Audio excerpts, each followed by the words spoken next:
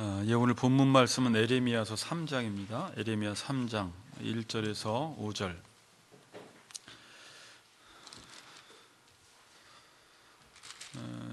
3장 전체 내용을 간략하게 살필 텐데 길어서 3장 1절에서 5절만 읽도록 하겠습니다. 우리 같이 한번 교독합시다.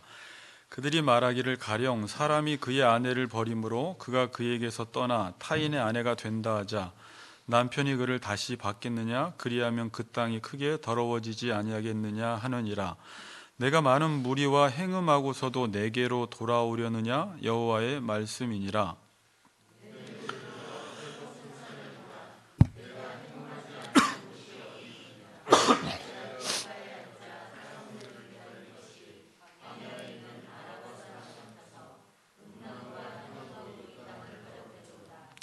그러므로 단비가 그쳤고 늦은 비가 없어졌느니라.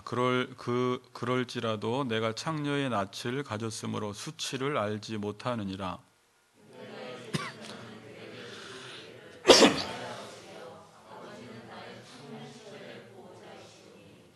같이 읽겠습니다. 노여움을 한없이 계속하시겠으며 끝까지 품으시겠나이까 하지 아니하시겠느냐. 보라, 나라여도 악을 행하여 내 욕심을 이루었느니라 하시니라. 아멘. 3장은 집에 가서 더 한 번씩 읽어보시면 좋을 것 같습니다. 또 같이 인사합시다. 계속 돌아오라 시리즈인데 하루빨리 하나님께 돌아갑시다. 이렇게 인사합시다. 네, 하루빨리 하나님께 돌아갑시다. 네.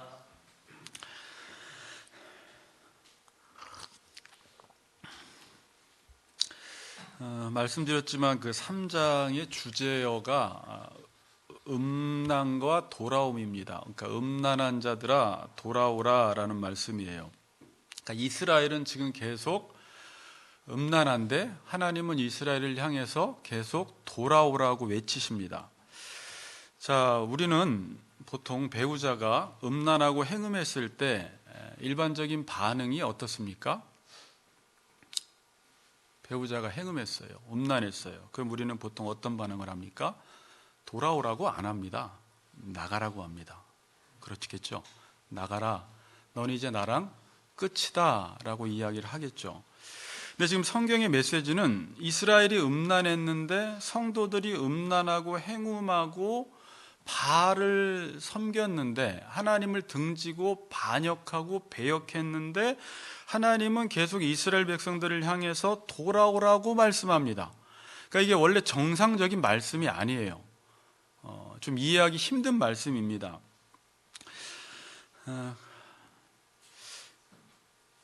여러분, 하나님이 여러분들이 음란을 행했는데 돌아오라고 말하면 여러분들은 어떠세요? 자,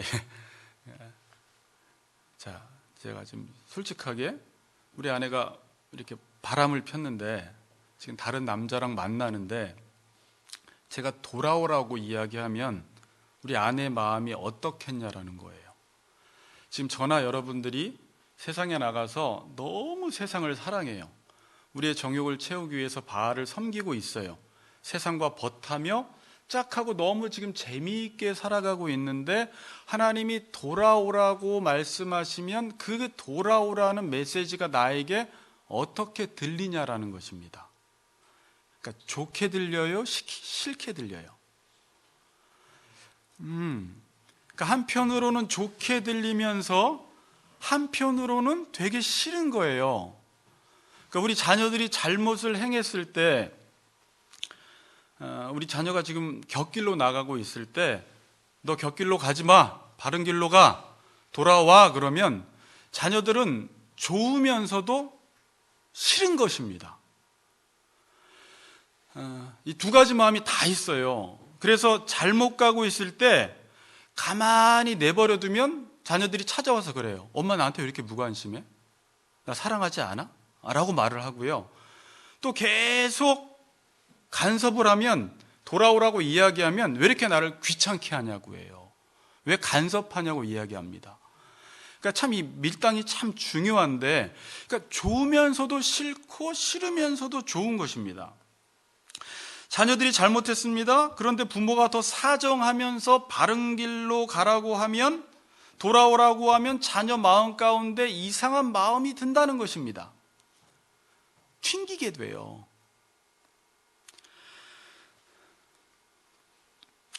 자기가 잘못했습니다. 그런데 부모가 돌아오라고 이야기를 합니다. 부모가 돌아오라고 이야기를 할 때 자기가 돌아가면서 그걸 감사해야 되는데 자기가 부모의 요구나 청을 들어준 것인 되게 떳떳하게 돌아오는 아이들이 있다라는 거예요. 그렇죠. 그래서 돌아오라는 사람이 오히려 매달리고 사정하고, 돌아오는 사람은 마치 자기가 큰일이나 한 것처럼, 선심을 베푼 것처럼, 내가 지금 돌아오라는 그 메시지에 순종한 것처럼 돌아오면서 부끄러움을 알지 못하고 되게 떳떳하게 돌아오는 사람들이 있다라는 거예요. 자, 지금 이게 교회 안에서도 일어나고 있어요.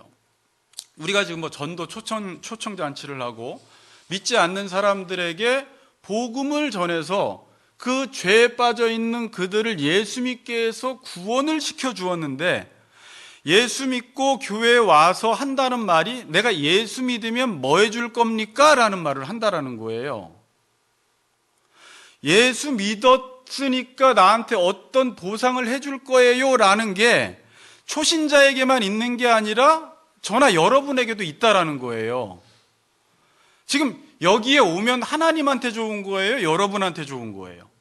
여러분한테 좋은 건데, 내가 지금 하나님 앞에 나와서 예배 드리면 이것은 마치 나에게는 큰 손해고 하나님에게는 엄청난 유익인 것처럼 생각하면서 하나님을 믿어주는 사람이 있다는 거예요.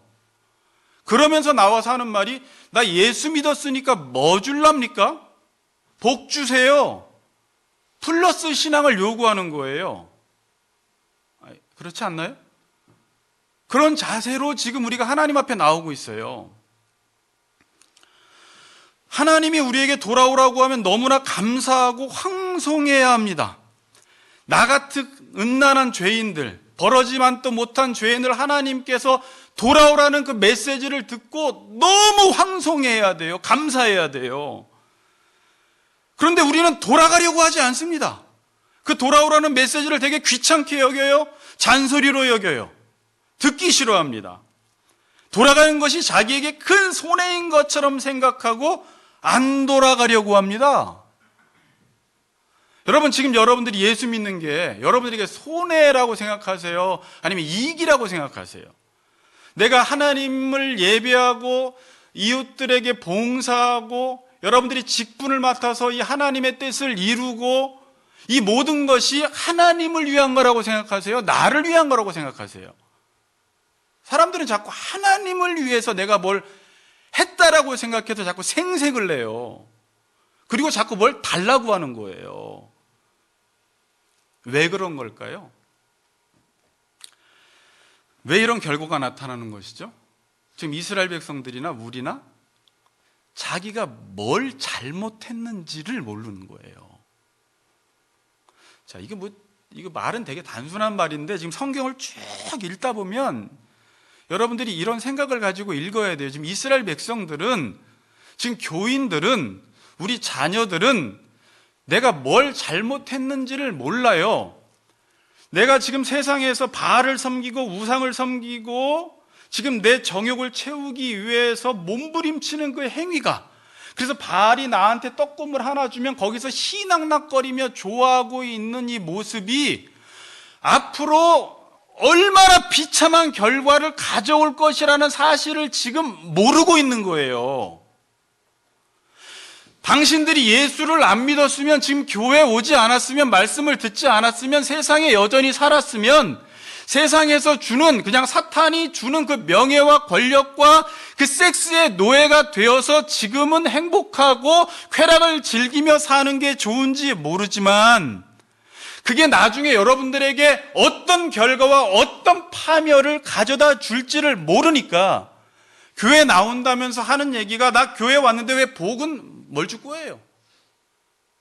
내가 뭘 내가 얻는 게 뭐예요? 라고 이런 이야기를 한다는 거예요. 그러니까 뭘 모른다고요? 내가 지금 뭘 잘못했는지를 몰라요. 우상 숭배한다라는 게 얼마나 무서운지를 몰라요.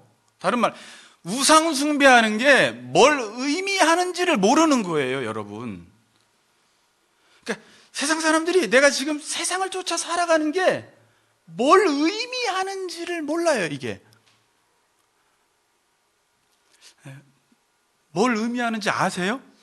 내가 지금 하나님을 떠나서 세상을 따라 살아가면 그게 앞으로 어떤 결과가 올 것이며 얼마나 비참한 지경으로 우리가 떨어질 것인지를 모른다라는 거예요. 여러분, 가끔 우리가 뉴스를 보면서 사람을 죽이고 간음하고 옆에서 토막살인을 한 사람이 예전에 실제로 그 옆에서 웃으면서 자기는 밥 먹고 있잖아요. 그럼 우리는 그 사람을 보고 뭐라고 해요? 저 양심이나 있어? 아니, 어떻게 인간이 저럴 수가 있어 그러잖아요. 좀 더 완화시켜서, 여러분, 아이들이 뭣도 모를 때 한 1,000,000원짜리 도자기를 확 깨놓고 엄마 나 깼어 그러면서 이렇게 웃으면 엄마가 어떻게 표정을 져야 할지를 모르는 거예요. 얘는 지금 자기가 뭘 했는지를 모르는 거예요. 이 도자기를 깼다라는 게 뭘 의미하는지를 모르고 와서 엄마 이러고 오면 황당해서 이걸 뭘 웃어야 할지 울어야 할지 이런 썩소가 나오는 거죠. 지금 우리가 그렇게 하고 있다는 거예요. 아니, 세상에서 우상 숭배하는 게 뭔지도 모르고 내 정욕을 따라 살아가는 게 얼마나 무서운지를 모르고 살아가면서 시시낙낙거리고 있어요.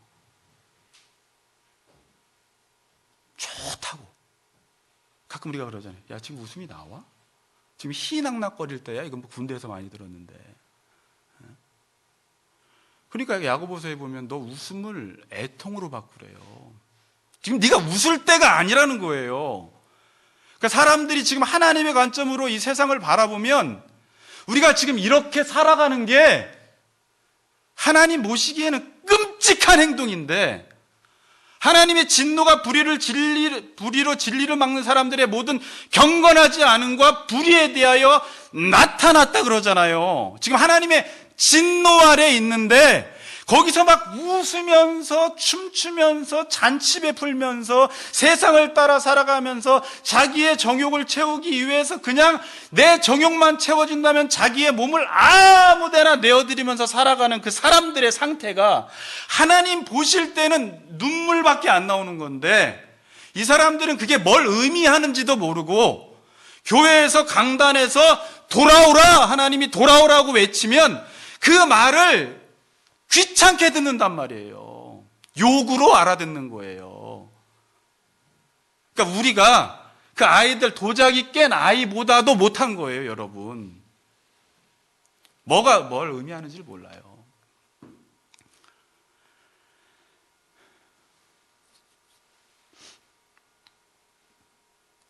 자, 지금 본문 3장에서 하나님은 이스라엘에게 돌아오라고 계속 말씀하시는데 안 돌아가요. 안 돌아가.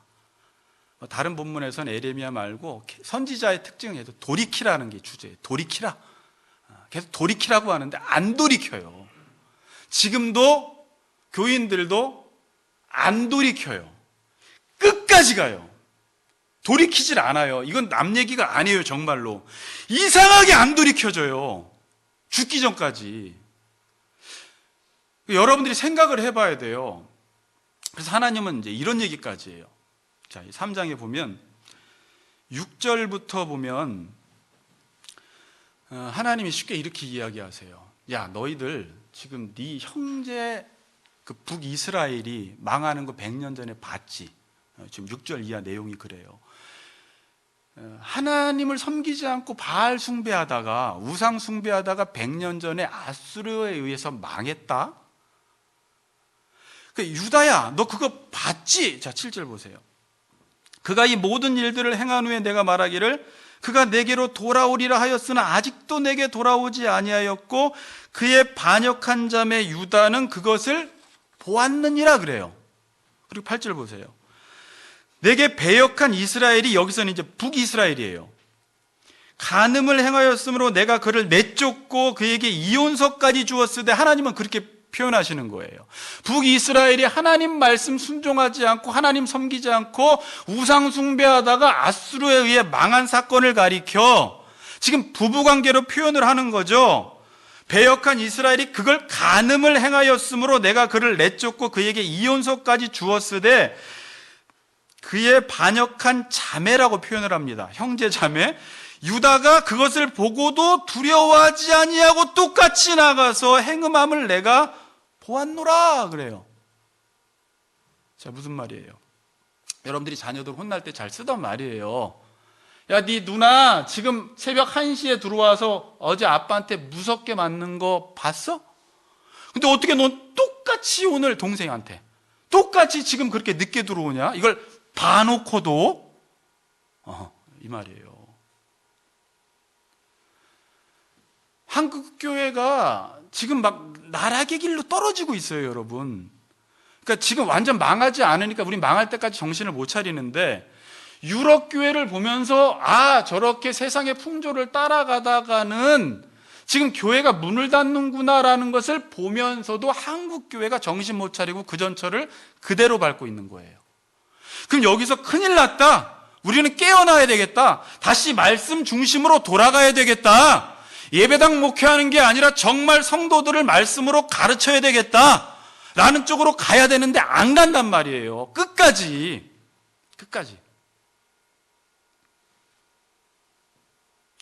9절 보세요. 행음을 하고서도 그 행음을 가볍게 여기는 것입니다. 이 말을 하나하나 그냥 살펴보세요. 이걸 너무 오래 이야기하면 길어요. 근데 가볍게 여기는 게 뭐예요? 여러분들이 부모님이 제일 속상할 때가 언제예요? 자녀에게. 부모는 너무 중요해. 이 말이 너무 중요해서 우리 자식이 이 말을 꼭 들었으면 좋겠고 명심해서 이 말씀대로 살았으면 좋겠는데, 얘는 예, 알겠어요. 그러고 가는데 안 들은 거야. 일로 와봐. 또 이거 제발 이거 해. 예, 알겠다고 하는데 얘는 안 들은 거예요. 이 말을 그냥 가볍게 여겨버리는 거예요. 누가 그래요? 그러니까 명심을 안 하는 거예요. 하나님 말씀을 돌아오라 이걸 그냥 농담으로 여겨요. 강단에서 그렇게 수많은 말씀을 들었는데, 그럼 벌써 정신 차렸어야 돼요. 교인들은 인터넷에 그렇게 많은 말씀을 들었으면 벌써 돌이 켰어야 돼요. 근데 다 가볍게 들어요. 그냥 이거 좋네.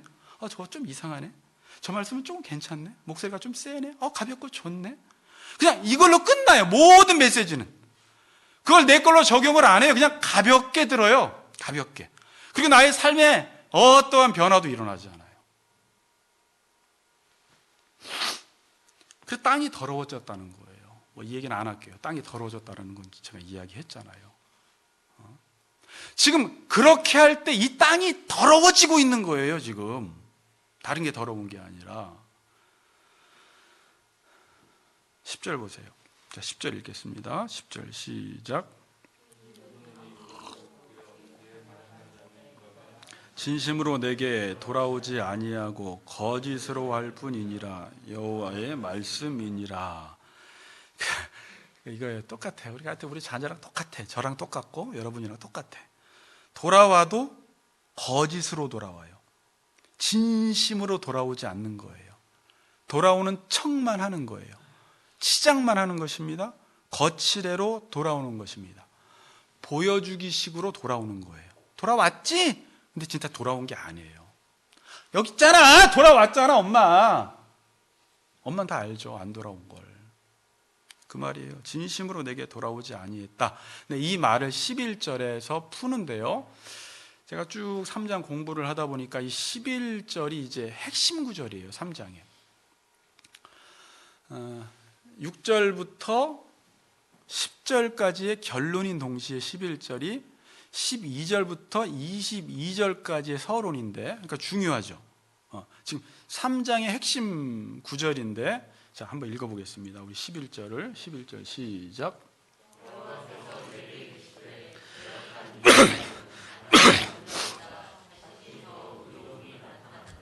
네. 여호와께서 내게 이르시되, 주목해서 보세요.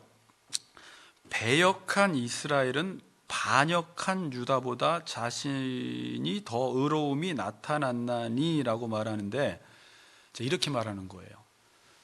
유다보다 북이스라엘이 더 낫다, 상대적으로 더 의롭다. 여러분, 우리가 알기로는 북이스라엘이 더 악해요, 남유다가 더 악해요? 지금 북이스라엘은 선한 왕이 한 명도 없어요. 남유다는 제가 8명 있다고 했잖아요. 근데 지금 하나님은 북이스라엘이 더 의롭다는 거예요, 남유다보다. 물론 진짜 상대적으로. 그러면서 유다와 이스라엘의 그 수식하는, 꾸며주는 단어를 다르게 사용합니다. 자, 앞에 보세요. 앞에가 아니라 성경 보세요. 배역한 이스라엘은 반역한 유다라고 이야기를 하죠. 그럼 여기서 배역한 이스라엘이라고 할 때는요, 무슈바라는 단어를 썼어요. 뭐라고요? 무슈바인데 왜 이 단어가 중요하냐면, 우리가 자주 사용하는 슈브라는 동사가 여기서 나왔어요. 그러니까 배역은 뭐냐면 돌아서다라는 말이에요.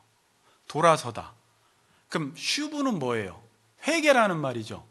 돌이키다라는 말이에요.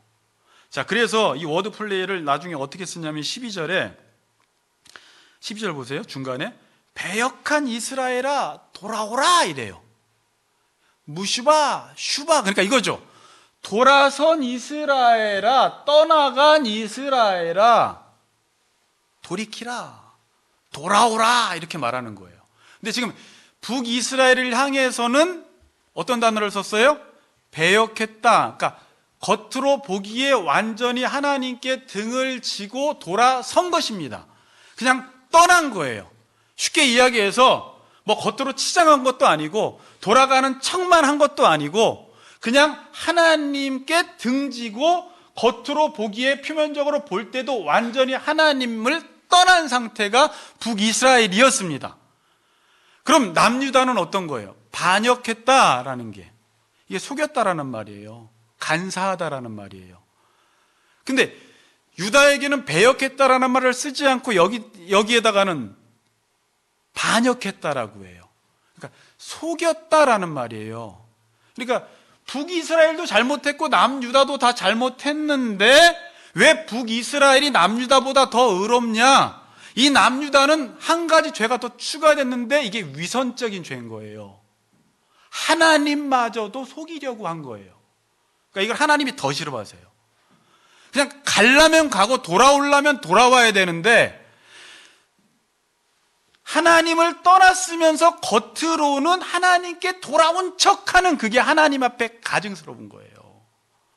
그래서 북이스라엘이 더 낫다고 하는 거예요. 지금 이게 지금 3장의 핵심 구절이에요. 음란한 이스라엘아 돌아오라, 배역한 이스라엘아 돌아오라, 하나님께 떠나간 이스라엘아 돌아오라라는 거예요. 지난 시간에 말씀드렸듯이 세상 사람들은 그냥 죄 져요. 노골적으로 죄 짓는데, 지금 그리스도인들의 문제, 지금 유다 백성들의 문제는 뭐예요? 치장을 한다는 거예요.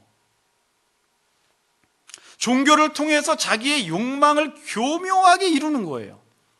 성직자의 자리를 통해서, 교인의 자리에서 헌금을 드리면서 봉사를 하면서 겉으로는 의롭게 보이는 척 하면서 자기가 원하는 세상적 욕망을 다 이루려고 하는 이 모습이 하나님 보실 때는 너무 징그럽고 가증스럽고 역겨운 거예요. 유다가 더 싫은 거예요, 하나님은 지금. 자녀들 중에 그 두 자녀가 있으면 여러분들은 누가 나요? 물론 둘 다 싫지. 근데 속이는 자녀가 싫잖아요. 어떻게 엄마가 다 아는데, 아빠가 다 아는데 끊임없이 속여. 또 거짓말해. 다 어저께 다 알았는데 또 거짓말해. 얘는 그냥 잘못했다고 하는데 더 싫은 거예요. 자, 그래서 예수님이요, 그 사복음서에 기록되어 있지만 그 예수님 당시에 그 세리와 창기들이 죄인의 대명사였는데 예수님은 그 세리와 창기들을 보면서 뭐 욕을 하진 않으세요. 근데 누구한테 욕하세요? 바리새인들에게는 무서운 욕을 하세요. 예수님의 입에서 독사의 자식들아, 최고로 무서운 욕을 하세요. 겉만 번지르르 하고 악으로는 악행을 다 행하는 거예요. 겉으로는 율법을 철저하게 지켜서 사람 앞에는 의롭게 보이는데 속은 썩은 송장 냄새가 나는 거예요. 화 있을진저 너에게 화가 있을 것이다 그래요. 그러니까 우린 이게 얼마나 무서운지를 모르는 거예요. 그러니까 이게 진실이라고 하잖아요. 하나님은 우리에게 원하시는 게 다른 게 아니에요. 제가 예전에 이걸 깨닫고 청년들과 외쳤던 게 있었다고 했죠. 진실이 힘이다라고 했죠. 그러니까 하나님 앞에서는 꾸미는 게 아무런 의미가 없다는 걸 알았어요. 제가 그냥 울 땐 울고 웃을 땐 웃고, 뭐 사람들 앞에서는 꾸밀 수 있겠지만 하나님 앞에서는 꾸미는 게 아무런 의미가 없어요. 하나님은 다 아시기 때문에. 그래서 하나님 앞에서는 신실해야 되고 진실해야 돼요. 있는 모습 그대로 나가야 돼요. 내 모습 이대로 주 앞에 왔습니다. 그리고 그대로 기도하고 그 상태에서 말씀을 들을 때 은혜가 임하지, 하나님 앞에서조차도 내가 꾸미고 치장하면 하나님이 우습게 봐요. 교만한 거예요.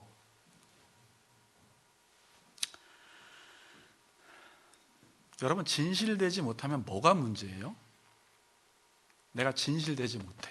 물론 나도 죽습니다. 그러니까 진실되지 못하면 내가 일단 죽어요. 하나님 앞에서. 절대 속이면 안 돼요. 근데 문제는 뭐냐면, 제가 볼 때 문제는 나도 죽지만 이 세상 사람들은 진실하지 않습니다. 자, 우리는 믿을 사람 하나도 없다고. 여러분 누구 믿어요 지금? 저도 안 믿잖아요. 그러니까 지금 목사 안 믿어요. 믿을 사람이 없어요. 그러니까 마지막 보루가 그리스도인이에요. 원래는 다른 사람 말은 못 믿어도 진실된 말씀을 믿는, 진실된 하나님을 믿는 그리스도인들만큼은 진실하겠지라는 게 세상 사람들이 바라보는 시각이에요. 그래서 다른 사람의 말은 못 믿어도 예전에는 전도사가 말하고 권사가 말하고 장로가 말하고 목사가 말하면 맞겠지라고 했어요. 그냥 앞뒤 따지지 않고 믿었어요. 왜? 그리스도인의 말이니까.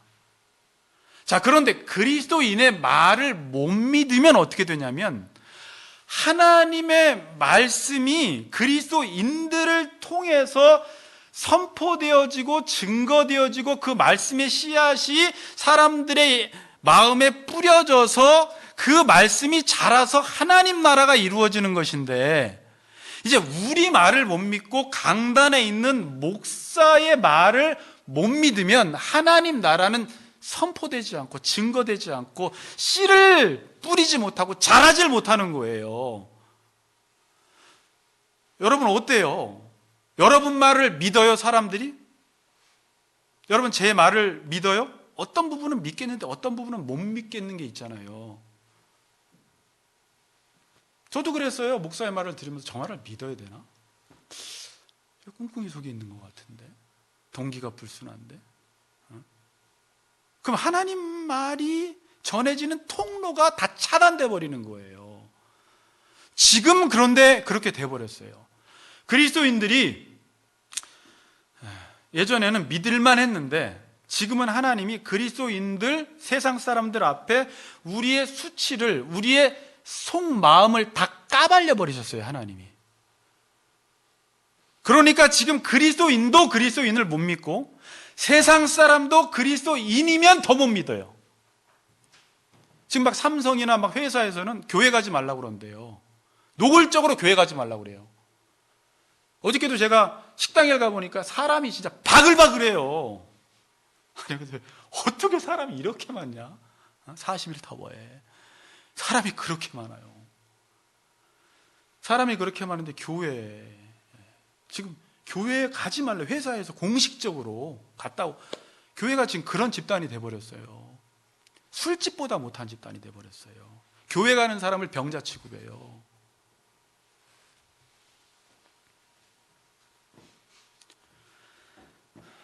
우리는 이 세상에서 겉과 속을 다르게 사는 일을 너무나 많이 봐왔고 누구나가 다 그렇게 사니까 그걸 당연한 것인지 알지만 겉과 속이 다른 것은 인간에게 이 치명적인 병이에요. 근데 우리는 너무 이게 익숙해져 있어요. 겉과 속이 다른 거 아니야? 여러분들이 이게 친구랑 어디 놀러 갈 때도 내 친구 A라는 친구가 여기서는 안녕하세요 안녕하세요 저기서 야 이름 야 너 원래 그랬어? 막 놀래잖아요. 그러니까 예배당에서의 모습과 집에서의 모습이 아내가 남편이 자식들이 엄마 아빠를 보고 엄마 아빠가 자식을 볼 때도 너무 달라. 어떻게 사람이 이렇게 다를 수가 있어? 아멘 하다가 여기서는 뭐 표현 안 할게요. 그러니까 이게 근데 정상인 줄 안다니까요, 사람들이. 여러분, 그래서 이거 훈련을 해야 되는데 저도 여기서의 모습과 집에서의 모습이 같아야 돼요. 여기서의 모습과 지금 밖에서 누구 집사님들 만날 때 모습이 같아야 돼요. 근데 그게 달라버리면 신뢰를 못해요. 그때부터는 이분은 어디 가나? 물론 아주 같을 수는 없겠죠. 사람이 볼 때 안 볼 때 조금은 다를 수 있겠죠. 교회와 가정 조금은 다를 수 있겠죠. 근데 어느 정도 그 사람의 생각과 가치관과 삶의 방식이 일관성이 있어야 되는데 일관성이 전혀 없는 거예요. 이거랑 매치가 안 되는 거예요. 그러면 절대 자녀건 사람들이건 그 사람을 안 믿습니다. 무슨 말을 해도 안 믿어요. 우리 엄마라고 해도 안 믿어요. 아빠가 말해도 안 믿어요. 끝나는 거예요. 그러면 그때부터는요. 이 말에 힘이 없어져요. 근데 다른 거엔 힘이 없어져도 되는데 여기서 전해지는 말씀을 사람들이 못 믿으면 선지자로부터 모든 악이 이 땅 가운데 퍼진다고 했는데 여기 있는 말을 못 믿으면 끝나는 거잖아요, 지금. 그래서 이 자리가 너무 부담스러운 자리죠. 지금 그리스도인들이 반성해야 하는 것은 이중생활하는데 너무 익숙해져 있어요. 이중생활하는데 뭐 그걸 당연시 여겨요. 뭐 이중생활하는 거 당연한 거 아니야? 어떻게 교회에서 모습 저기서 모습 같을 수가 있어? 지금 하나님이 정말 기분 나쁘시고 화가 나시는 이유는 뭐냐면, 자, 에레미야서는 계속 하나님의 마음을 꿰뚫어 봐야 돼요. 하나님의 마음을 읽어내지 못하면 이건 재미없어요. 별로 그냥 똑같은 말로 들려요. 여러분, 하나님 지금 화나시는 게 뭐예요? 우리가 하도 많이 밖에서 사람들을 속여버릇하니까, 겉과 속이 다른 행동들을 늘 하다 보니까 교회까지 와서 하나님도 속이려고 하는 거예요. 아니, 하나님이 어떤 분인데, 하나님이 온 땅을 감찰하시는 분인데, 우리의 심령과 폐부까지 다 아시는 분이고, 머리털까지, 이 머리가 몇 개, 오늘 아침 머리 감다가 몇 개 빠졌는데 저도 이것까지 세신다라고 하는데, 바다 끝에 거해도 하늘 끝에 거해도 하나님이 거기를 다 쳐다보시는데, 무소부재하시는 분이고 편지하시는 분인데, 전지하신 분인데, 지금 오 집사님이 지금도 무슨 생각을 하고 있는지 집사님보다 더 잘 아시는 분인데, 그 앞에서조차도 우리가 하나님을 속이려고 하는 거예요. 기도하면서도 사람들의 눈치를 보고 자존심을 생각하는 거예요. 하나님의 말씀을 들었으면 그 앞에서 하나님! 그러면서 기도하는 게 아니라 그 순간에도 사람들, 내 모습, 이전에 나와 어울리지 않는 나의 모습을 바라보며 내가 이래도 될까? 자기 스스로 변화되는 게 두려워서 하나님 앞에 기도도 하지 못하는 거예요. 말씀을 듣는 게 어색해. 자기 스스로 아멘 하는 게 어색한 거예요. 하도 그렇게 안 해왔으니까.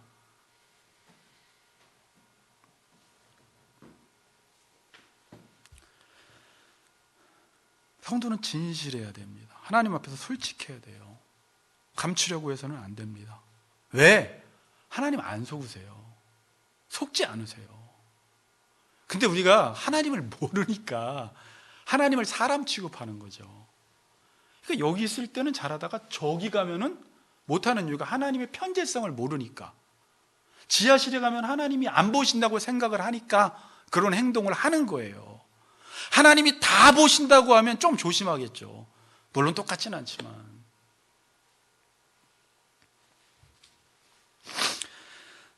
자, 3장 1절에서 5절을 보는데 일단 1절 읽읍시다. 자, 1절 읽겠습니다. 3장 1절 시작.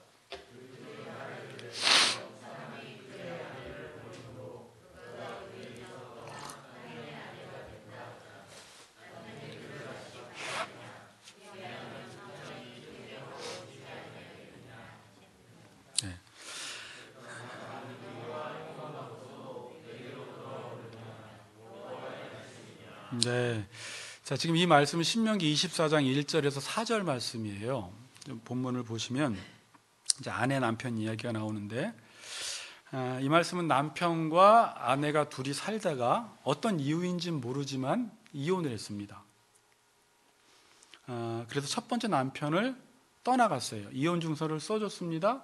그리고 그 아내가 두 번째 남편을 만났습니다. 재혼을 했습니다. 그러다가 또 어떤 이유인지는 모르지만 사별을 했다든지 어떤 이유로 헤어졌을 때 이 아내는 다시 본 남편에게로 돌아올 수 없다는 거예요. 이건 가증하다는 것입니다. 지금 그 이야기를 한 거예요. 그들이 말하기를 가령 사람이 그의 아내를 버림으로 그가 그에게서 떠나 타인의 아내가 된다 하자 남편이 그를 다시 받겠느냐? 이 말은 뭐예요? 받을 수 없다. 왜? 가증하다라는 거예요. 자, 신명기 24장 4절을 한번 읽어볼게요. 그 여자는 이미 몸이 더럽혔은즉 그를 내보낸 전 남편이 그를 다시 아내로 맞이하지 말지니 이 일은 여호와 앞에 가증한 것이라. 너는 내 하나님 여호와께서 내게 기업으로 주시는 땅을 범죄하게 하지 말지니라. 그렇게 할 때 땅이 또 더러워진다는 거예요. 이 일은 여호와 앞에 가증하다라는 것입니다.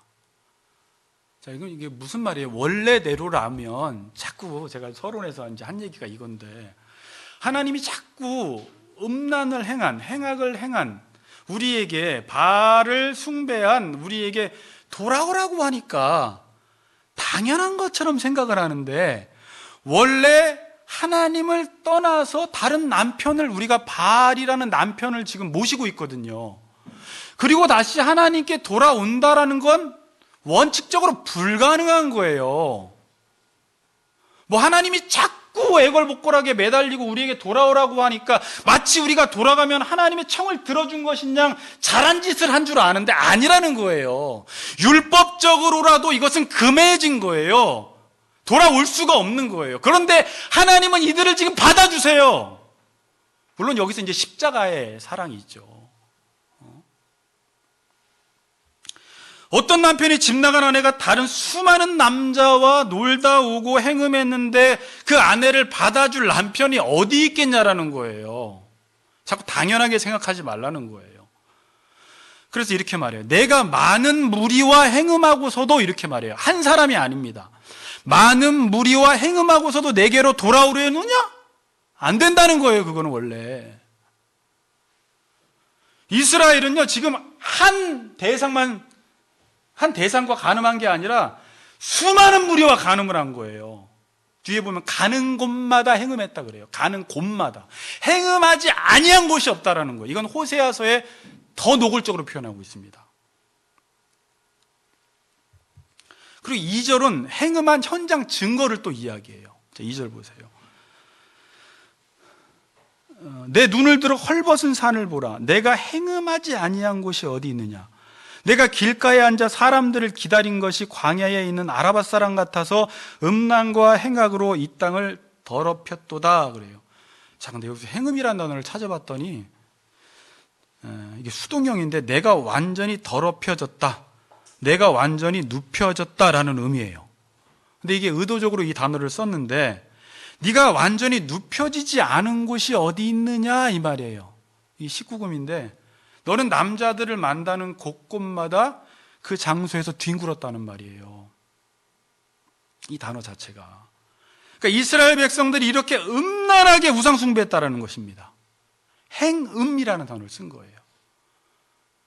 내 정욕만 채워준다면 자기의 몸을 아무데나 드리는 거예요. 자, 로마서 때 배웠잖아요. 예배도 하나님께만 내 몸을 드리는 걸 순결하다 그러고 내 몸을 다른 데 드려버리면 간음한 것이다 이러는 거잖아요. 그러니까 바알을 예배한 것이잖아요. 그래서 야고보서 4장 1절에 간음하는 여자들이여 세상과 벗된 것이 하나님과 원수임을 알지 못하느냐. 하나님 남편, 우리는 신부가 돼서 세상과 짝해서 세상 풍조를 따라 살아간 게 하나님과 원수 맺는 것이다 라고 말하는 것이잖아요.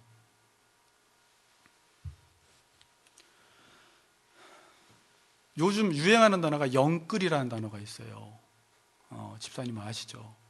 이게 부동산에 관심 있는 사람들이 이제 영끌이라는 단어 하도 많이 나오니까 뉴스에도 영혼까지 끌어모아서 집을 사라는 거예요. 지금 빨리 집 사야 된다는 거예요.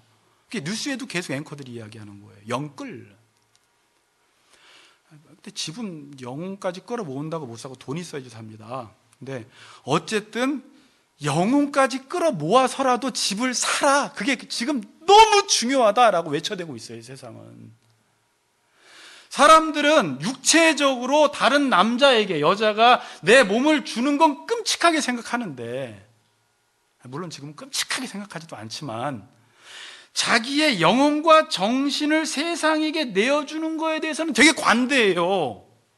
그렇게 하나하나 내어주다가 제가 이전에 말씀드렸듯이 세상과 자기도 모르는 사이에 어느새 완전한 연합을 이루어버린 거예요.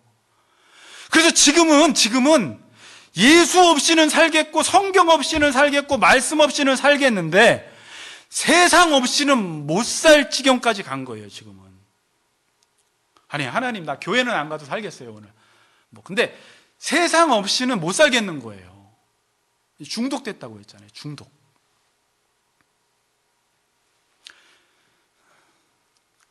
그 십자가의 사랑 그 찬양 있잖아요. 그리고 제가 예전에 생각난 게 우리 청년부 때만 해도 그리고 선교한국 가고 전체 몇천 명씩 모이는 청년 집회하면 선교사님들이 외치는 게, 강사들이 외치는 게 우리가 하나님의 순결한 신부가 됩시다 그래요.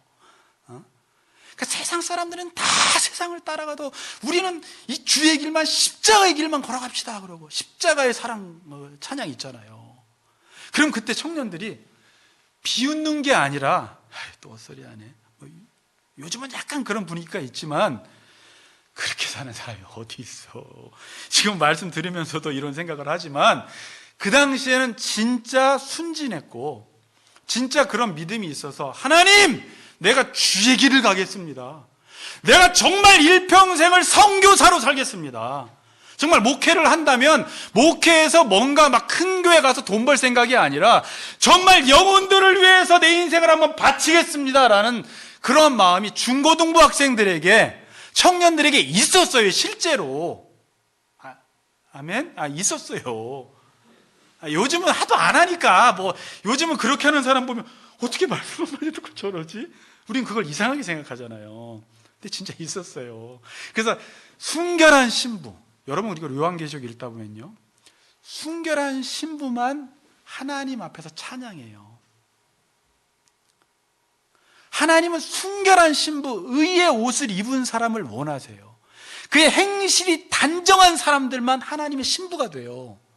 그런 사람들만 하나님 앞에 설 수 있음을 요한계시록이 이야기해요. 근데 우리는 이것도 다 농담으로 알아요. 근데 지금은 워낙 많이 간음하는 게 정상이 돼버려서 엘리야 시대 때랑 똑같아요. 요즘 여러분 듣고 있는 설교 들었죠? 엘리야 시대 때도 나만 혼자 남았습니다. 하나님을 섬기는 이스라엘 백성들이 다 혼합주의적인 신앙생활하는 거예요. 하나는 바알, 하나는 하나님, 어느 때까지 머뭇하려느냐. 그 당시에 사람들이 다 그렇게 섬긴 거예요. 그게 보편화된 거예요. 그래서 하나님만 섬긴다라는 건 사람들은 웃어요. 비웃어요. 지금도 여러분이나 여러분 스스로에 대해서나 여러분 자녀들이 하나님만을 위해서 산다고 하면 너 미쳤냐 그래요. 지금 때가 어느 때인데, 시대가 어느 시대인데 하나님만을 위해 살아. 그거를 인정을 못하는 거예요. 근데 원래는 하나님이 나에게 주신 그 목적만을 위해서 내 길만 가야 되는 게 인생이에요, 원래. 그래서 저는 살아볼수록 내 길이 좁아지더라고요. 예전엔 길이 이렇게 넓었어요. 가능성도 많았어요. 할 일도 많았어요. 근데 지금은 그냥 내가 갈 길은 이 길밖에 없는 거예요. 갈수록 좁혀져요. 어디로 좁혀질지 모르죠. 예수님은 베드로에게 그래요. 네가 젊어서는 네 마음대로 다녔는데 늙어서는 네가 원치 않는 곳으로 띠뛴다 그랬어요. 죽는다는 거예요. 하나님의 택한 백성들에게 성령을 부어주셔서 이 정욕을 따라 살아가는 세상에서 그 주의 길만 가도록 성령께서 끊임없이 말씀을 주세요. 나도 그 길 별로 걸어가기 싫은데 이상하게 그 길로 하나님이 몰고 가세요. 그냥 이게 내 길이야. 내 마음의 주를 향한 사랑이, 내 입술에 찬양의 향기가, 십자가의 길을 걷는 자에게 하나님의 사랑이 영원히 함께한다는, 지금도 그 하나님이 우리에게 가라고 하신 길만 걸어가는 사람에게 하나님이 함께 하시고 성령 충만함을 주시고 하늘의 것들을 보여주시지, 그렇지 않은 사람들, 음란한 사람들은 마음이 청결하지 않아서 그게 보이질 않아요. 안 보여요. 하나님을 섬기는 게 너무 힘들어요. 내 마음이 부패해서. 지금 이 순간조차도 나는 주의 길을 걸어갈 생각이 없거든. 이 순간도 나는 여차하면 세상으로 가지 하나님만을 위해 살고 싶은 마음이 없어요. 참고로 계시록 14장 4절 5절 보면 이 구절 안 줬어요.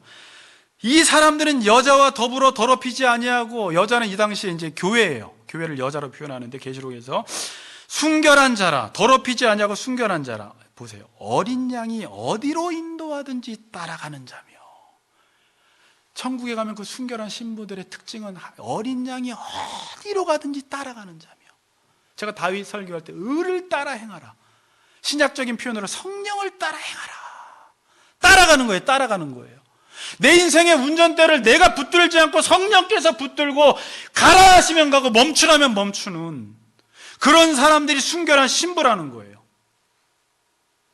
어디로 인도하든지 따라가는 자며 사람 가운데 속량함을 받아 처음 익은 열매로 하나님과 어린 양에게 속한 자들이니, 이렇게 말해요. 그 입에는 거짓말이 없고 흠이 없는 자들이더라 그래요.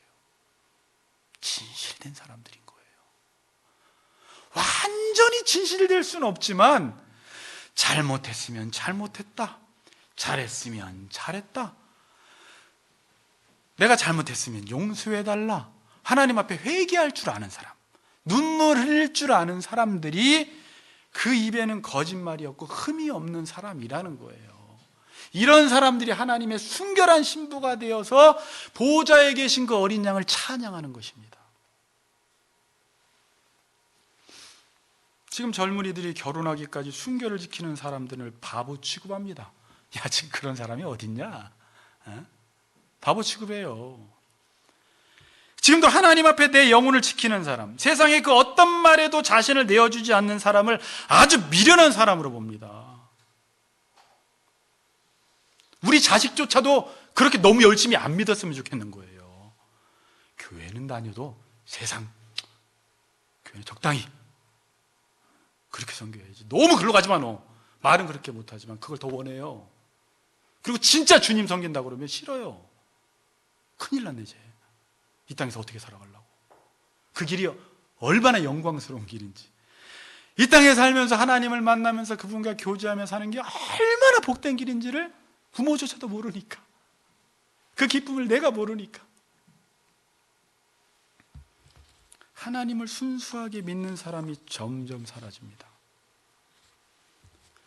행음하지 아니한 곳이 어디 있느냐라고 말합니다. 아까 2절 중반절의 뒷부분 보세요. 내가 길가에 앉아 사람들을 기다린 것이 광야에 있는 아라밧 사람 같아서 음란과 행악으로 이 땅을 더럽혔도다 그래요. 그러니까 길가에 앉아 있는 사람들을 기다린 것, 이게 뭐예요? 청년들이 남자를 유혹하기 위해서 길목에 앉아 있는 걸 또 이야기 또 하는 거예요. 또 아라밧 사람으로 비유를 해요. 그러니까 아라밧 사람은 아라비아 사람이에요. 사막의 약탈자들을 말해요. 유목민이나 무역업자가 지나갈 때 약탈해 먹는 사람들. 너희들이 마치 그런 사람 같다. 네 정욕만 채워준다면 너희들은 수단과 방법을 가리지 않고 약탈한다. 이 말을 하는 거예요. 그게 하나님을 이용하는 것이든지 하나님을 파는 것이든지 자기의 영혼을 다 영끌해서라도 자기가 원하는 것, 자기가 이루고 싶은 것을 이루려고 하는, 그게 지금 유다 백성들이요, 하나님의 백성들의 실상이라는 것입니다. 지금 하나님은요, 이런 더럽고 몸이 더러워진 그 아내를 향해서 돌아와라 그러는 거예요. 영혼이 세상에 내주다가 다 사기당해서 피폐해졌어요. 한번 머릿속에 그려보세요. 화장은 다 지워졌고, 머리는 다 헝클어졌고, 옷은 너덜너덜해진, 수많은 남자들을 만나다 자기 영혼이 피폐해진 그 아내를 바라보면서 하나님이 돌아와 그러는 거예요. 여러분, 하나님도 남편인데 하나님도 정결하신 분이잖아요. 깨끗하시고 공의로우신 분인데 깨끗한 아내 맞이하고 싶지, 그렇게 그냥 너덜너덜해진 그 아내 맞이하고 싶겠어요. 근데 하나님이 그들을 향해서 돌아와 돌아와라고 하는데, 이 아내는 그게 무슨 의미인지를 몰라요. 지금 성도들은 이 하나님의 돌아오라는 메시지조차도 얼마나 큰 잔소리로 듣는지 몰라요. 왜 이렇게 똑같은 말을 계속해? 귀찮아 죽겠어. 자기를 위해서 하는 말인데 그 메시지, 하나님 아버지의 심정을 헤아릴 생각은 안 하고 그 메시지 내용 자체만 바라보면서 자기는 돌아가지 않고 메시지만 갖다는 거예요. 심정을 모르니까 그래요. 심정을 모르니까. 집에서 자녀들을 키우다 보면 묘한 장면을 발견하게 돼요. 여러분 다 경험했을 거예요. 사랑하기 때문에. 사랑하니까 이거 해라, 저거 먹어라 그래요. 그럼 애들한테 좋은 건데 싫다고 해요. 그리고 가끔 좋은 일 하다가 요거도 먹어요, 아이들한테. 경험해 보셨잖아요. 그럼 엄마가, 야, 너 이거 먹어. 얘가 안 먹으면, 이거 잘 됐다, 내가 먹고 싶은데 제가 안 먹는데, 그거 좋아라. 맛있게 먹나요? 아니에요. 먹자! 그러면서 이걸 뒤에 감추잖아요. 진짜 이렇게 감춘다는 게 아니라, 그리고 나서 또 조금 전에, 야, 또 먹으라고 하는 거예요. 아니, 그냥 안 먹으면 그만두면 되는데, 또 먹으라고 해요. 왜 그런 거예요? 사랑이 이걸 포기하지 못하게 하는 거예요. 사랑하지 않으면 딱 포기합니다. 근데 여러분이 사랑할수록 욕 얻어먹으면서도 그 행동을 계속해요. 아니, 이맘때쯤이면 그냥 놔도 되는데, 나도 놓고 싶어. 먹지 마! 이러는데, 교인들한테 하지 마세요! 그러면 하지 마. 하지 마. 이렇게 해놓고도, 그래도 기도하다 보면, 오세요, 집사님. 이 마음이 조금이라도 생긴다는 거예요. 사랑하면. 사랑이 포기하지 못하게 만드는 거예요. 사랑하니까 좋은 건 먹이고 싶은 거예요. 하나님이 너무 사랑하니까 그 너덜너덜해진 창녀 같은 그 아내를 창녀에게 돌아와라, 돌아와라, 돌아와라. 그래서 하나님이 그러니까 또 막 욕을 해. 오히려 그걸 감사하게 생각하지 않고 뭐 해줄 건데요? 왜 이렇게 잔소리만 하세요? 그만 이야기하세요! 막 이러는데 하나님도 그래, 가! 이렇게 뒤돌아섰다가 돌아와! 돌아와! 또 그러시는 거예요. 계속 돌아오라고 하세요. 또 안 하신대. 또 돌아오라고요. 제가 이거를 하여튼 아버지의 마음을 좀 읽으시겠어요? 왜 여기서 돌아오라는 말을 여러분 2장부터 4장 5절까지 그 말밖에 안 하거든요. 메시지가 딱 보면 행음했네? 돌아오라네? 뭘 전해요? 돌아갈게! 뭐 이러고 끝나요?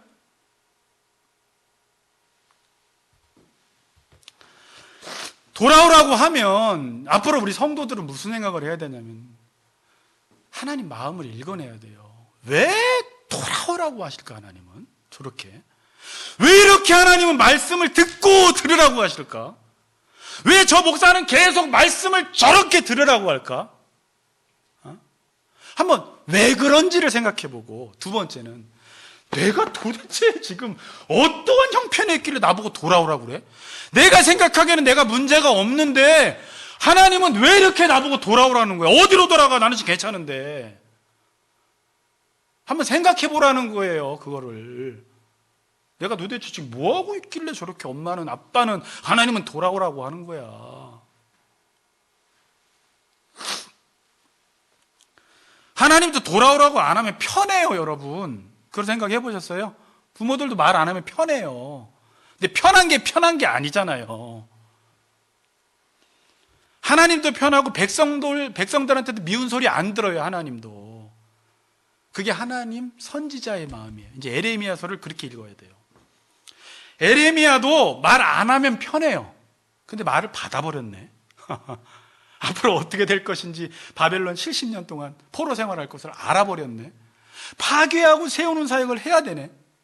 전에 아나도 고향 사람들이 죽여버린대. 바수을 성전 제사장이 죽인대. 온갖 치욕과 수욕과 모욕을 당해요. 자기 생일까지 저주해요. 하나님, 내가 뭘 잘못했다고 이 땅에 태어나서 제가 이렇게 치욕을 당해야 됩니까? 이래요, 뒤에. 저 안전할래요. 하나님 안전할래요. 진짜 안전하려고 이야기합니다, 에레미야가. 그럼 안전한데요. 그랬더니 그 구절이 뭐예요? 20장 9절. 현경작가 줬죠. 내가 다시는 여호와를 선포하지 아니하며 그의 이름으로 말하지 아니하리라 하면 나의 마음이 불붙는 것 같아서 골수에 사무치니 답답하여 견딜 수 없다는 거예요. 그러니까 나도 이제 너 먹으라고 말 안 할래. 안 해! 했는데 사랑하니까 이 말을 안 하면 답답해서 견딜 수가 없어요. 그 영혼이 신경 쓰여서 죽겠어. 신경 좀 안 쓰였으면 좋겠는데. 에레미야야, 내가 그 마음이다 지금. 나 지금 너희들이 잘나서 오라고 하는 거 아니야. 너희들 율법으로 봤을 때도 너희들 받아들여주면 안 돼. 너희들은 지금 더러운 짓만 했어. 나 돌아오라고 외치는데 이 백성들은 그것을 귀담아 듣지도 않고 오히려 하나님께 욕을 해. 죽인다고 해요. 에레미야를 죽이려고 하는 것은 하나님을 죽인다는 거예요. 에레미야, 내 마음이 그래. 나도 전하지 않으면 답답해서 견딜 수가 없어. 저나 우리 전도사님이나 사역자가 되려면 이 마음 없으면 사역 못합니다. 근데 이 마음을 완전히 갖지는 않지만 이 마음이 이만큼이라도 있어야지 사역해요. 그래서 사역하다 보면 제가 그랬어요, 최 목사님한테. 저도 모르게 상처를 많이 받았네요. 그러니까 유 목사랑 이야기하다 보면 상처를 받은 게 있다는 거예요. 그러니까 부격자다가도 성도들에게 알게 모르게 상처를 받은 거예요. 막 하다가 그럼 맨날 그래요. 이거 왜 해야 돼 내가? 안 하면 편한데. 지금도 웬만하면 어떨 땐 안 하고 싶은 거예요. 성경을 근데 들여다보면 불붙는 마음이 생기면 해. 불붙는 마음이 안 생기면 그땐 안 할 때다라고 생각을 했어요. 그땐 할 이유도 없는 거예요. 불붙는 마음도 없는데 왜 해요 이걸. 그리고 또 돌아오라 외치는 거예요. 3절 보세요. 그러므로 단비가 그쳤고 늦은 비가 없어졌느니라. 자, 3절 왜 그러므로가 뭐예요? 2절에 음란과 행악으로 이 땅을 더럽혔잖아요. 그래서 어떻게 됐다고요? 그 땅이 단비가 그쳤고 늦은 비가 없어졌다 그럽니다. 단비는 메마른 땅에 갑자기 내리는 소나기인데 이제 이거보다 더 중요한 것은 이스라엘 땅에 이른 비와 늦은 비가 있었어요. 이른 비가 언제냐면 우리와 반대예요. 10월, 11월 가을에 파종을 합니다. 우리는 그때 추수를 하지만 여기는 그때 씨를 뿌려요. 그럼 그때 비가 와줘야 돼요. 왜냐하면 여름 내 건조했던 땅에 씨를 뿌리려고 하는데 비가 오지 않으면 씨가 뿌려지지도 않고 심겨지지도 않고 자라지도 않잖아요. 그때 한번 이른 비가 와야 되고 3, 4월 달에 늦은 비가 한번 와야 돼요. 그때는 언제예요? 수확하는 계절이에요. 그 수확할 때 비가 와야지 풍성한 수확, 열매를 맺을 수가 있습니다. 자, 근데 이 구절 한번 읽어봅시다. 신명기 11장 13절 15절. 자, 천천히 읽어보세요. 자, 시작.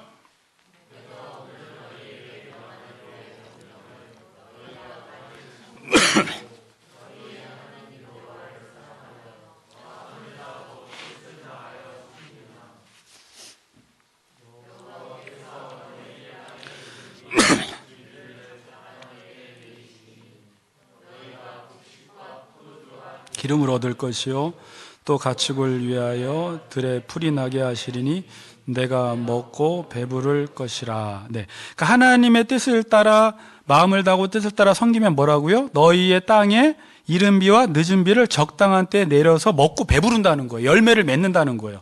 자, 그럼 제가 또 시간이 없으니까 신명기 11장 16절 17절에 보면 거꾸로 야 두렵건대 마음이 미혹되어 돌이켜 다른 신들을 섬기고 그것에게 절을 하면 여호와께서 너희에게 진노하사 하늘을 닫아버리신대요. 닫아서 비를 내리지 아니하여 땅이 소산을 내지 않게 하심으로 너희가 여호와께서 주신 아름다운 땅에서 속히 멸망한다는 거예요. 그러니까 이른 비와 늦은 비를 하나님이 적당한 때 주셔야 합니다. 근데 하나님을 잘 섬기고 말씀을 따라 살아가면 이른 비와 늦은 비를 주셔서 하나님이 열매 맺게 하시는데, 바알을 섬기면 우상 숭배를 하면 하나님이 자연현상이 아니라 하나님이 하늘을 닫아버려서 그 비를 안 줘서 열매가 맺혀지질 않는다라는 것입니다. 그러니까 여러분 인생에서 우리가 열매를 맺기 위해서는 이 비는 성경에서 은혜예요. 은혜의 단비, 성령의 단비. 이 비가 내려야 돼요. 그러니까 이른 비가 내려도 늦은 비가 내리지 않으면 결실을 못 맺어요. 근데 늦은 비가 내려도 이른 비가 내리지 않으면 땅에 씨를 못 뿌리고 자라질 못해요. 그러니까 이 두 가지가 다 내려야지 인간에게 먹고 배부르고 열매를 맺어요. 그래서 여러분들이 아무리 농부가 수고하고 노력하고 아침 일찍 나가서 농사를 져도 이 비를 통해서 하나님이 말씀하시는 거예요. 비를 내리지 않으면 가뭄이 와서 농사가 열매를 맺지 못한다는 거예요. 비는 하나님의 은혜의 단비. 적당한 때에 하나님이 적당하게 우리를 도와주셔야지 우리 인생에 열매가 맺히지 내 힘만으로는 열매를 맺지 못한다라는 말이에요. 하나님이 시작할 때도 은혜를 주셔야 하고 마지막 결실할 때도 은혜를 주셔야 합니다. 근데 지금 이스라엘이 우상 숭배를 한 결과 뭐라고 해요? 비가 그쳤다 그래요. 하나님이 막으신 겁니다.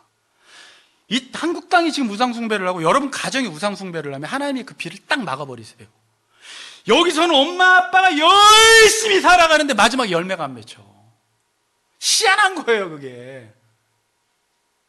자, 근데 제가 여기 하려다가 11장 18절을 좀 더 살펴보면 은혜가 돼요.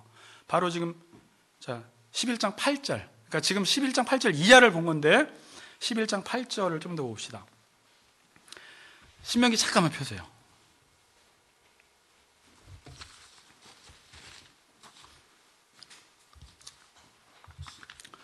근데 10절을 잠깐 읽어봅시다. 10절. 내가 들어가서 차지하려 하는 땅은 내가 나온 애굽 땅과 같지 아니하니 거기서는 너희가 파종한 후에 발로 물대기를 채소 밭에 댐과 같이 하였느니라 이렇게 말을 해요. 자, 그러니까 여러분 지금 이 구절을 집에 가서 읽어보세요. 시간 없으니까. 지금 젖과 꿀이 흐르는 땅이 애굽 땅이 젖과 꿀이 흐르는 땅이에요? 가나안 땅이 젖과 꿀이 흐르는 땅이에요? 눈으로 볼 때는 애굽 땅이 젖과 꿀이 흐르는 땅이라는 거예요. 지금 이 성경 본문에서는 애굽 땅은 비가 오지 않아도 한가운데 나일강이 흐르기 때문에 이 물을 대다가 농사를 지으면 돼요. 근데 그 물이 얼마나 풍성하냐면 댐과 같다는 거예요. 겉으로 볼 때는 애굽 땅이 풍성한 거예요. 그런데 가나안 땅은 11절에 보니까 너희가 건너가서 차지할 땅은 산과 골짜기가 있어서 하늘에서 내리는 비를 흡수하는 땅이요. 그러니까 가나안 땅은 하늘에서 비가 내려야지만이 농사가 되는 땅이라는 말이에요. 비가 안 내리면 농사 자체가 안 돼요. 목사님, 그래도 팔레스타인 지역에 요단강이 있잖아요. 근데 요단강은요, 우기 때는 물이 많지만 건기 때는 항상 바닥이 드러나요. 물이 없어요. 그러니까 물을 댈 수가 없는 거예요. 그러니까 농사를 지으려면 어서 하늘에서 비가 내려야지만이 농사를 지을 수가 있는 거예요. 자, 그리고 왜 근데 가나안 땅이 하나님은 애굽 땅이 젖과 꿀이 흐르는 땅이 아니라 가나안 땅이 젖과 꿀이 흐르는 땅이라고 이야기하냐면 그 의미가 12절이에요. 12절 봅시다. 내 하나님 여호와께서 돌보아 주시는 땅이라 연초부터 연말까지 내 하나님 여호와의 눈이 항상 그 위에 있느니라. 그러니까 이 가나안 땅은 왜 젖과 꿀이 흐르는 땅이에요? 하나님이 돌보아 주시는 땅이라.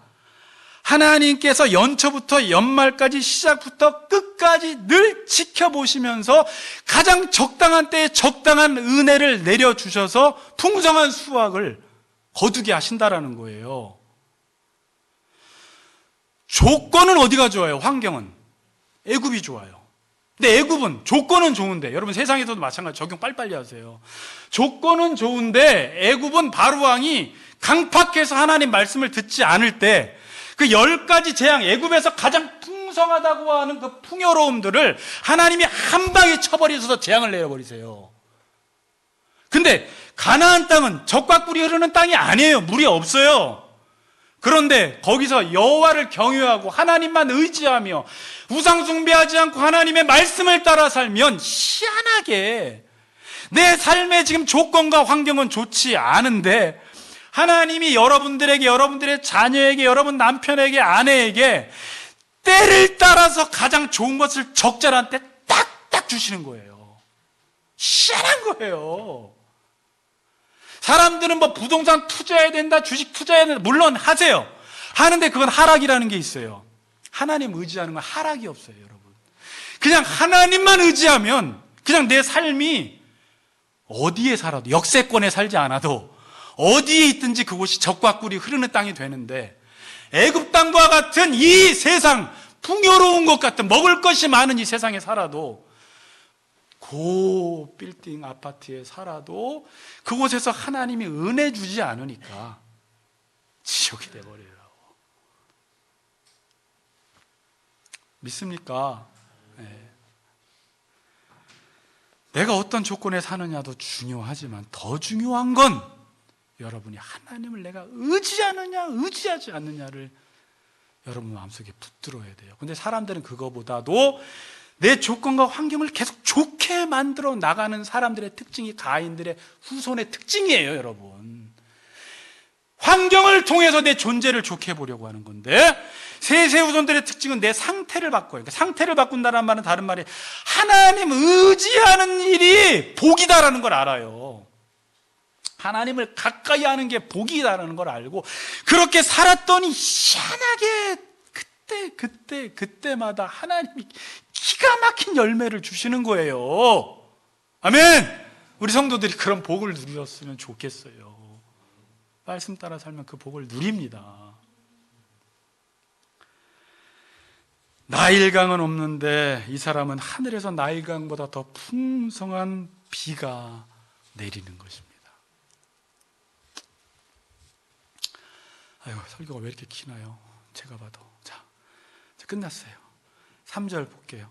그러므로 단비가 그쳤고 늦은 비가 없어졌느니라. 그럴지라도 내가 창녀의 낯을 가졌으므로 수치를 알지 못하느니라. 왜 이렇게 반복해서 말하는지 몰라요. 저도 그만 좀 이야기 좀 하지. 창녀의 낯이 뭐냐면 눈썹과 이마라는 뜻이에요. 근데 이 의미는 뻔뻔하다, 교만하다는 의미예요. 교만하고 뻔뻔해서 수치를 알지 못한다. 알지 못한다의 뜻이 거절한다라는 의미예요. 그럼 이 말을 풀면 어떻게 돼요? 창녀의 뻔뻔함과 교만함을 가지고 있어서 수치를 거절한다. 부끄러움을 거절하는 거예요. 여러분, 이 시대 특징이 부끄러움을 거절합니다.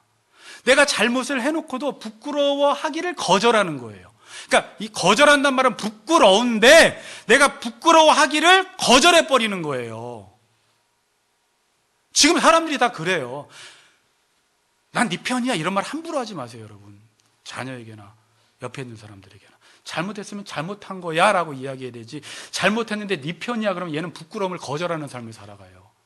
그렇게 되다가 지금 부끄러움을 모르는 세대가 된 거예요. 부끄러워할 줄을 몰라요. 미안하다고 할 줄 몰라요. 고개 숙일 줄 몰라요. 하나님 앞에서도 사람 앞에서도. 5절 결론입니다. 5절 같이 크게 한번 읽겠습니다. 시작. 노여움을 한없이 계속하시겠으며 끝까지 품으시겠나이까 하지 아니하겠느냐. 보라, 내가 이같이 말하여도 악을 행하여 내 욕심을 이루었느니라. 쉽게 말해서 이런 말이에요. 하나님이 사랑하시고 하나님이 자비가 풍성하신데 설마 우리에게 진노를 내리실 리가 있겠어? 이런 말하는 거예요. 보세요. 노여움을 한없이 계속하시겠으며 끝까지 품으시겠나이까 하지 아니하겠느냐. 그러면서도 악을 행하여 내 욕심을 이루는 거예요. 자기가 잘못을 해놓고, 야, 하나님이 공의로우신 분인, 아니, 하나님은 사랑의 하나님, 공의는 그때 쓰지 않죠. 하나님은 사랑의 하나님이신데, 단비가 그쳐도 잠깐 그치다가, 하나님이 이제는 우리에게 은혜를 베풀어 주시겠지. 이게 성도들이, 그 당시 유다 백성들이 하던 말들이라는 거예요. 어떤 사람들이 요즘 그런 말이에요. 야, 하나님이 지옥 만들어 놨겠어? 그냥 우리에게 겁주려고 한 말이겠지. 그렇게 자기 자신을 정당화시키면서 자기 자신의 양심에서 나는 소리들을 누르면서 계속 악을 행하여 욕심을 이루었다라는 것입니다. 그러니까 이스라엘 백성들은 하나님의 사랑과 자비와 진노라는 단어조차도 이용해서 자신의 욕심을 이루는 거예요. 지금도 그러고 있어요. 야, 한국교회 설마 멸망하겠냐? 야, 하나님이 전쟁을 일으키겠냐? 코로나가 설마 10년 동안 더 악한 바이러스들이 퍼지게 하겠냐? 모르는 거라고요. 우리가 이 땅을 더럽혔으면 징계당한다는 거예요. 근데 우리는 안 믿잖아요. 이게 사탄의 속임수입니다, 여러분. 하나님은 선악 따먹고 하나님 말씀대로 살지 않으면 반드시 죽으리라 그래요. 정령 죽으리라. 사탄은 뭐라고 해요? 죽을까 하노라 그래요. 지금도 이 속임수를 계속 써요, 여러분. 여러분, 돌아오라는 메시지는 이제 유효기간이 있어요. 계속 안전해요, 하나님이. 선지자와 목사를 통해서 하나님이 이 메시지를 줄 때가 있다는 거예요. 보라, 지금은 은혜 받을 만한 때요. 보라, 지금은 구원의 날이다. 지금 목사와 선지자를 통해서, 교사들을 통해서 하나님이 돌아오는 메시지를 줄 때만 기회예요. 이때가 지나가면 기회는 닫혀버려요. 기름떡 불튼 열처녀처럼 딱 닫아버려요. 그때는 후회도 쓸모가 없어요, 여러분. 지금 돌아가야 됩니다. 이 코로나 기회에 거짓으로 돌아가도 안 되고, 치장해서 돌아가도 안 되고, 돌아가는 척만 해도 안 되고, 내가 하나님께 돌아가야 돼요. 돌아오려거든 내게로 돌아오라. 마음을 찢고 회개하여 하나님께로 돌아가야지. 돌아가는 척만 한다고 해서 하나님 절대 안 속습니다. 가정적으로 돌아가시고, 개인적으로 돌아가시고, 이 기회, 교회가 하나님 앞에 돌아갈 때 하나님이 다시 이른 비와 늦은 비를 통해서 이 땅에 풍성한 열매를 맺게 하실 것입니다. 하나님께 돌아가시는 우리 성도님들 되시기를 주의 이름으로 축복합니다.